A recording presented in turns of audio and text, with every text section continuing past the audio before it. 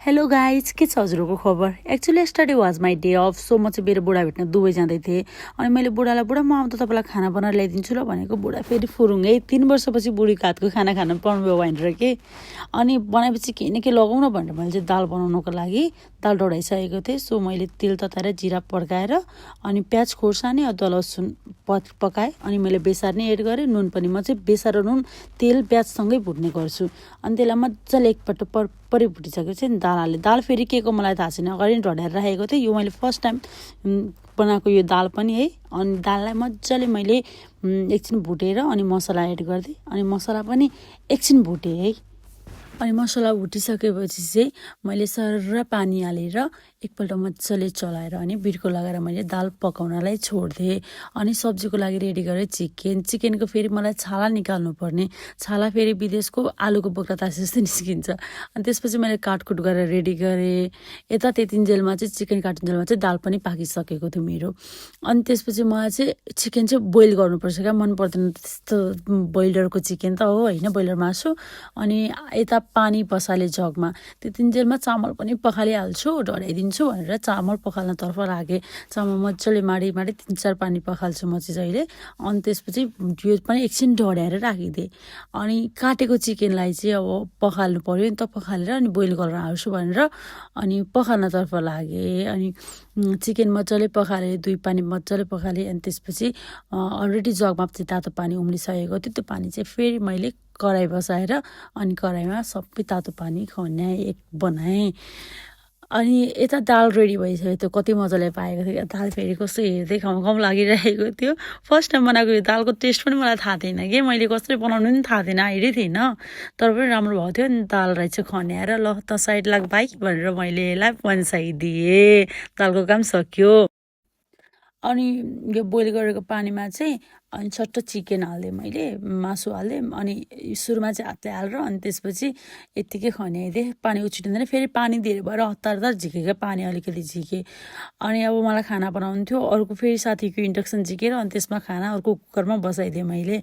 अनि यता चाहिँ प्याज अदुवा लसुन मैले रेडी गरिसकेको थिएँ मसला पिस्नको लागि।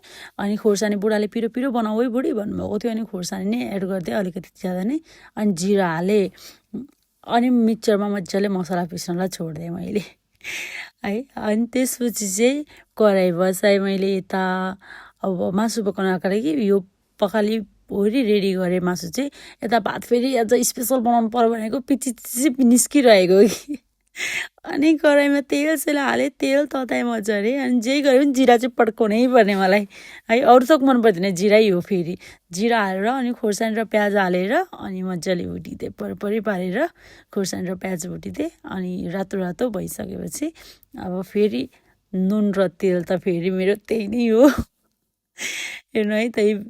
नुन र तेल नै, बेसार र नुन मेरो यसैमा एड गर्नुपर्छ। प्याजहरूसँगै पकाउँछु क्या म।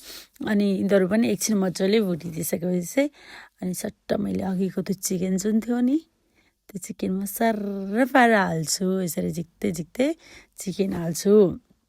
आज मेरो बुढा लास्टै खुसी हुनुहुन्छ होला मेरो हातको खाना। अब 3 वर्षपछि खाँदै हुन्छ, अलिक मिठै बनाएर लगाउन त भनेर मैले पनि है बुढाको लागि बल्ल छुट्टीमा भेट्न जाँदैछु त्यही पनि। अनि चिकन हालेर मजाले चलाइदिएँ। अनि त्यसपछि एकछिन भुट्नलाई छोडिदिएँ मैले। चिकन अब फ्राई त गर्नु पर्यो नि त। अनि यो भुटिसकेर रातो भइसकेपछि अनि मैले टमाटर एड गरिदिएँ र मसला पनि त्यहाँ एड गरिदिएँ। मसला चाहिँ मैले अगाडि नै मैले पिसिसकेको थिएँ नि। अनि त्यसलाई मजाले एड गरेर अनि छोपिदिएँ। मसला चाहिँ पाक्नुपर्छ नि त। अनि छोपिदिएँ। अनि बुढाको लागि बुढाको फेभरेट फेरि फुलकोपी पकाइदिन्छु भनेर आलु र यता फुलकोपी रेडी गरेँ। अनि धनियाँ पनि काटेर रेडी गरेँ। अरे छिटो कि यता उता भिडियो नि बनाउँदैछु है। अनि ग्रेभी बनाऊ है बुढी भन्नुभएको थियो। फेरि यता चिकनमा पानी नै एड गरिदिएँ मैले। यस्तो हतार भएको थियो, म त यता नवदुर्गा भवानीको जस्तै यतिवटा हात भयो जस्तो गरेको क्या। यता नि भ्याइदिइरहेको थिएँ क्या त्यो टाइममा त म त फेरि। अनि यता मासु रेडी भयो। मैले मासु खन्याएर सर्र माथिबाट धनियाँ हालेर अनि मासुलाई नि ल साइड लाग भनेर साइड लगाइयो। मासु पनि रेडी भयो। अनि त्यसपछि यता दालमा पनि धनियाँ त हालेको थिइनँ भनेर फेरि दालमा धनियाँ हाल्न गएको कि, म भित्र राखेको थिएँ दाल चाहिँ। अनि फेरि दालमा नि धनियाँ एड गरेँ। अनि त्यसपछि अब रह्यो फुलकोपीको पालो फुलकोपीको लागि फेरि कराई त्यही पकाएर मासु खन्याएर कराई मस्काएर अनि तेल तताएर जिरा फेरि जिरा त पड्काउनै पर्यो जिरा पड्काएर प्याज खोर्सानी थट्ट एड गरियो अनि सर त्यो रातो रातो भइसकेपछि अनि फेरि आयो बेसार प्लस नुन अब यसरी म चाहिँ बेसार र नुन एड गर्छु यो चाहिँ फेरि मेरो बुढोको फेभरेट हो कि फुलकोपी चाहिँ कति धेरै मन पराउनुहुन्छ उहाँले फर्स्टमै फुलकोपी नै मिठो भएको थियो भनिराख्नु भएको थियो क्या मलाई चिकनभन्दा धेरै फुलकोपी मन परिरहेको थियो अनि यो प्याज र खोर्सानी पाकेपछि मैले कोपी चाहिँ ठुल्ठुलै बनाएको थिएँ कि किनकि कोपी धेरै पाकेको राम्रो हुँदैन फ्यात्त हुन्छ नि त अनि कोपी हालेर अनि मजाले मैले त्यसलाई चलाइदिएँ अनि त्यसपछि छोपिदिएँ आज म यति धेरै खुसी थिएँ है बुढाले 3 वर्षपछि खाना खुवाउँदैछु मेरो हातको भनेर अनि कोपी अलिअलि अब त्यो बोइल जति भएपछि मैले त्यसमै मसला र टमाटर एड गरिदिएँ अनि त्यसपछि मजाले चलाइदिएँ अनि छोपेर छोडिदिएँ फेरि अब मजाले त अलिक मजाले त पाक्नु पर्यो नि त काँची त हुनु त भएन नि त अनि एकछिनपछि खोल्दाखेरि पाकिसकेको थियो मजाले नै बनाउन अनि माथिबाट धनियाँ एड गरेँ अनि ग्यास बन्द गरेर एकछिन तातोमा चाहिँ अब त्यो डन्ठाहरू चाहिँ अलिक पाकेको छैन भने मजाले पाक्छ भनेर त्यो यो अफ गरेर चाहिँ अनि मैले फेरि छोपेर छोडिदिएँ अनि सबै थोक रेडी भइसकेपछि यता भात पनि गिलो बनेको ठिक्क भइदिइरहेको राम्रो भइदिइरहेको अनि कोपी पनि दामी भएको थियो हेर्दै खुवाउँ लाग्ने अनि चिकन दामी थियो पकाएको कसले नि मैले त्यो पनि बुढाको लागि अनि यता दाल त झन् A1 थियो कि अनि हतार गरेर नुहाउन गएँ म चाहिँ अनि नुहाएर चाहिँ म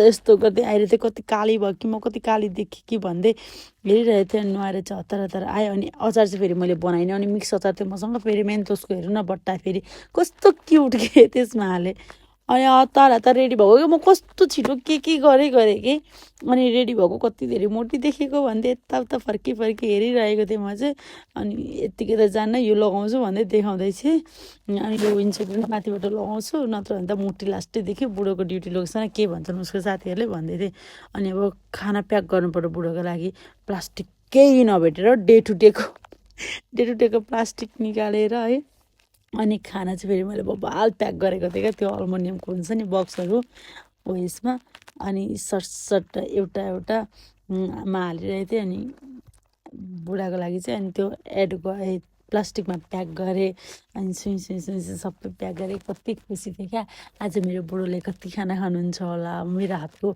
मलाई चाहिँ फेरि मेरो हातको जस्तै भए पनि मनपर्ने क्या बुढा तपाईँलाई मैले पकाएको मनपर्छ भनौँ नि तिम्रो हातले देऊ भने त म त बुढी 20 देऊ भने पनि अमृत सोचेर खाइदिन्छु भन्नुहुन्छ कि फेरि गफ गरेर त्यस्तै हो झापाली नै पऱ्यो मेरा बुढा नै बुढी जस्तै त्यस्तै त हुनु पऱ्यो नि अनि प्याक गरिसकेर मैले यहाँनिर अचार नि हालेको थिएँ आँपको अचार त्यो चाहिँ कहाँ राखेँ हराएँ अनि यस्तो आएको त 3 प्लास्टिक यता फोहोर त यत्तिकै रहेछ रेडी भएर फोहोरै फ्यालेको रहेछ बिर्सेछु भनेर हतार यत्तिकै रेडी भएर हिँड्दै फेरि सुई फोहोर बोकेर फोहोर फ्याल्नको लागि अलिक परै छ नि त 2-3 मिनट लाग्छ अनि गएर सट्ट यो वेस्ट बिनमा चाहिँ गएर सबै वेस्टहरू डालेँ मैले अनि त्यसपछि चाहिँ पुरा यहाँनिर स्टार पार्दै हिँडिरहेको छ क्या मैले जिउ पुरै खुट्टादेखि टाउकोसम्म सिउ देखेर नाटक पार्दै नक्कल पार्दै धेरै हिँडिरहेको छु अनि यस्तो हिँडेँ राम्रो थियो क्या अनि त्यसपछि हतार गरेर हेरौँ न भिडियो बनाउन पाइनँ एकैचोटि म जाँदैछु अब यहाँनिर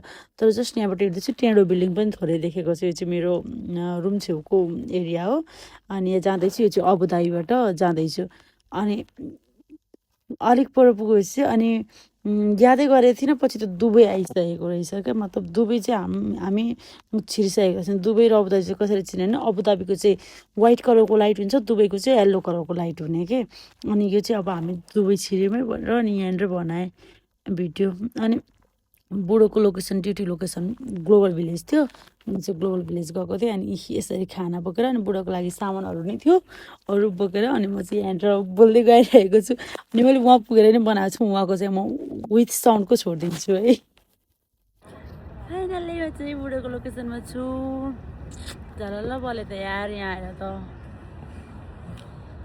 यहाँनिर आइम वेटिङ फर माई बुढो ऊ चाहिँ ड्युटीमा हुनुहुन्छ एकछिन बिजी छु एकछिन बस्दै गर भन्दै हुनुहुन्छ यहाँ चाहिँ मेरो सामानहरू पनि छ म यो सामान चाहिँ बुढाल दिएर अनि म चाहिँ सामानहरू लिएर जाने हो यो चाहिँ ग्लोबल भिलेज हो ग्लोबल भिलेजको gate of the world something I don't know अनि म चाहिँ बुढासँग भेट्यो अरे उहाँ चाहिँ ड्युटीमा हुनुहुन्थ्यो मैले भिडियो सिडियो बनेन युनिफर्ममा मिल्दैन अनि मेरो सामान थियो लगेज त पकाउन बोकेँ गएँ जाँदै गर्दा बाटोमा फेरि बुर्ज खलिफा वा बुर्ज खलिफा भन्दै हतार भिडियो यता पनि भ्याइहालेँ है छसक अनि त्यसपछि आएर मैले भिडियो बनाइनँ डाइरेक्ट म सुत्न गएको ओछ्यानमा ज्याप निन्द्रामा थिएँ है बिहान ड्युटी 6 बजी जानुपर्ने थियो आफूलाई पनि 12:30 बजी आइपुगेको अनि अब चाहिँ सुत्छु भनेर म रेडी भएर अनि ओछ्यानमा सुतेँ good night thank you so much for watching